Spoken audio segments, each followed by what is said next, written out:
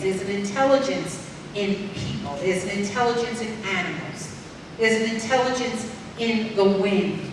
You see, when I hear stories about in Oklahoma, what I know is that we don't clearly understand God and the power that moves through us. Because if enough people in an area hear that a storm is coming, you got a choice.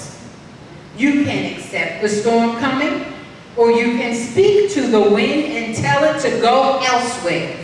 Now, we don't understand that. We have lost that connection. We don't get it. We read it. We read where we're supposed to tell the mountain to be cast into the sea, and we look at it on a metaphysical level. Yes, you can, but you can look at it on physical too. Absolutely. You can physically control what's going on in your life. You do not have to be a victim. You do not have to sit back. You can take the power that is within you and begin to utilize it for your good. You do not have to accept the laws of the land as long as you are not hurting anybody. You can create another law on top of it. Be in the world but not of it. There's so many pearls of wisdom in our spiritual books that we read. The question is, are we enacting them? Are we trying? Are we saying, okay, so it says here I can do this. Let me see. Let me try it. Let me test it. There is no reason why anyone should suffer. There is no reason why anyone should be experiencing lack, limitation. There is no reason why anybody should find themselves in a position where they are not happy with it. And part of it is not running from it, but working through it. So if you're on a job right now and that job doesn't feel real good and you don't feel like you're being treated appropriately, you need to change you and how you see that.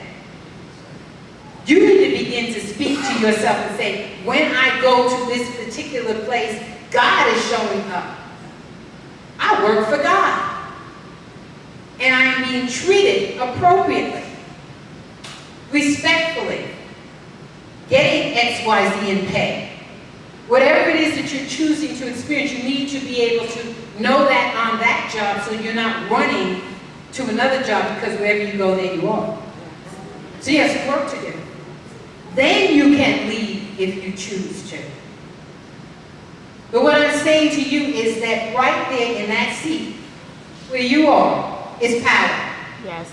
There is power. As to whether you use the power or not is up to you. How you use that power, up to you. You want to get up each and every day and say, God, what would you have of me today? What would you have of me today? And for some of our young people sitting here, maybe they got the message, I would have you stand up and serve by reading the announcements today. We have another young lady that's sitting in the back, and that's Morgan. And Morgan is our floor manager. At some point, she must have heard God say, I need you to be the floor manager in church. I went to her graduation ceremony. She didn't graduate, but I went there to school she attends. And she received several honors, so congratulations, Morgan.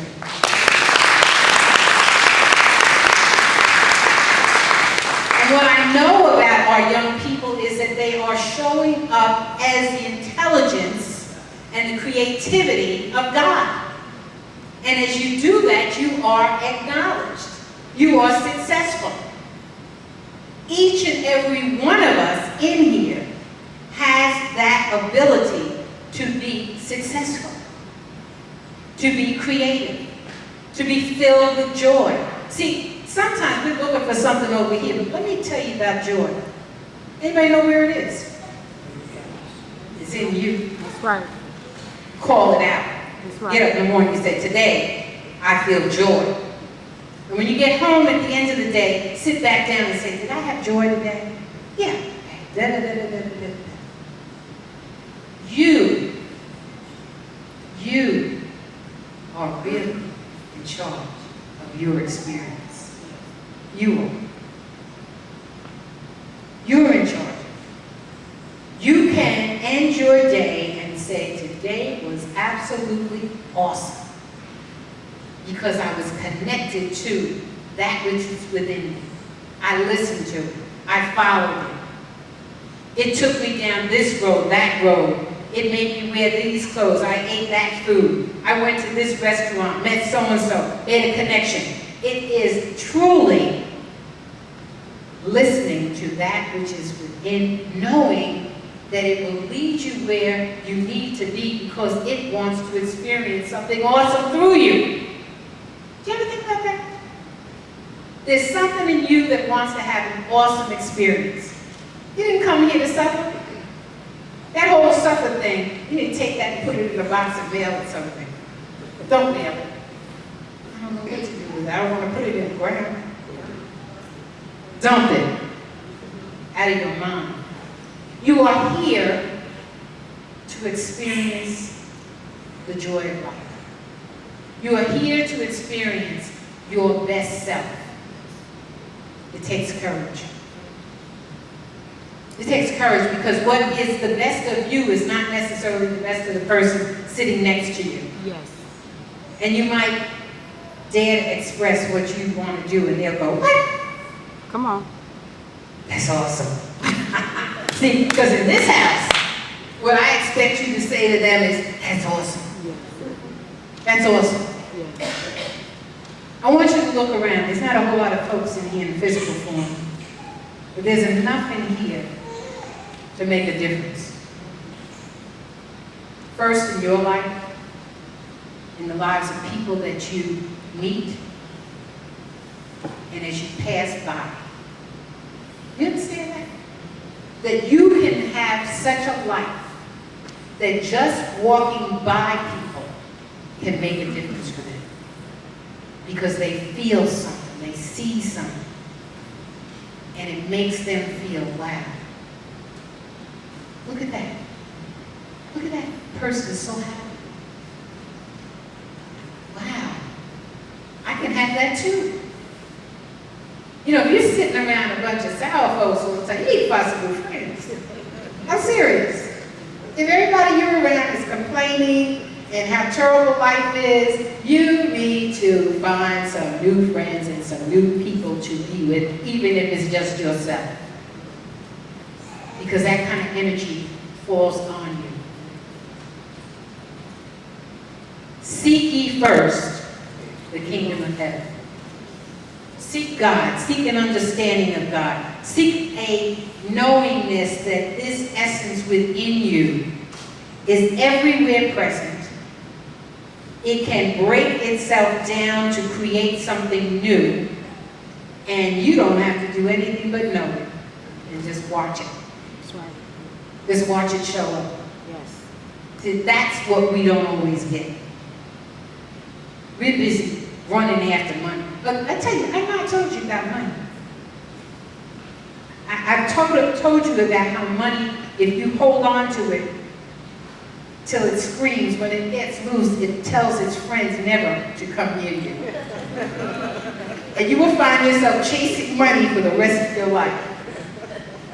But if you take it, utilize it, and freely give it out, it likes to circulate, hang out. It'll go and say, hey, she'll let you go. You can go over there.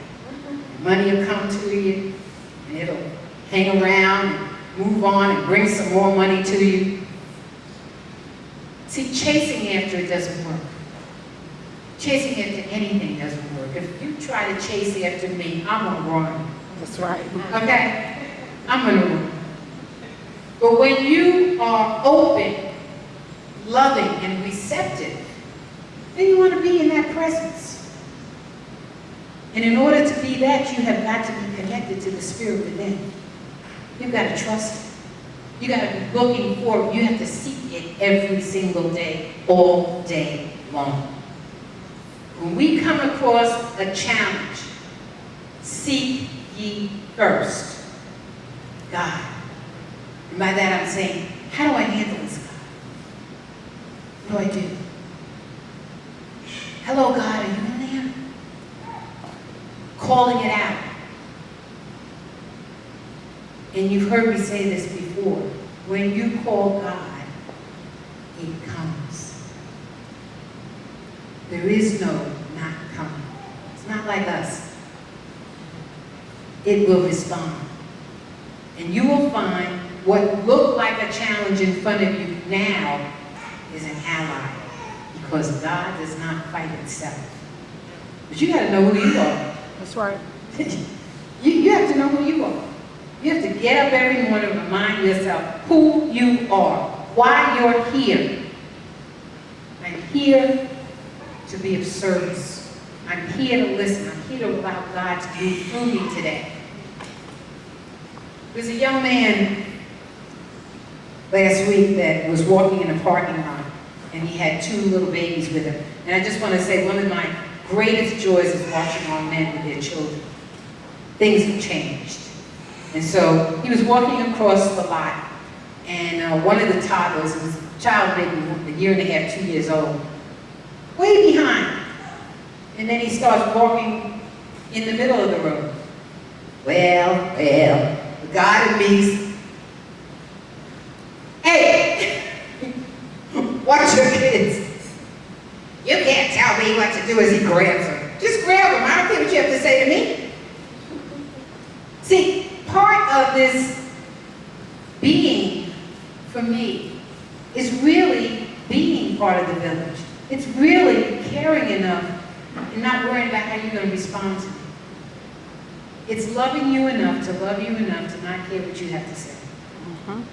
But loving you enough to say what needs to be said. So I can lay my little head down and go to sleep. Loving you more than you may love you. So when we talk about seeking God, for me, that's number 1. What is it that God would have me do today? May not be what my agenda was. What is it that God has for me to do today? And as I move about in the day, who am I meeting? What is it that I need to say to different individuals or not say? We are the life of God. How is God experiencing life through you today? And so it is.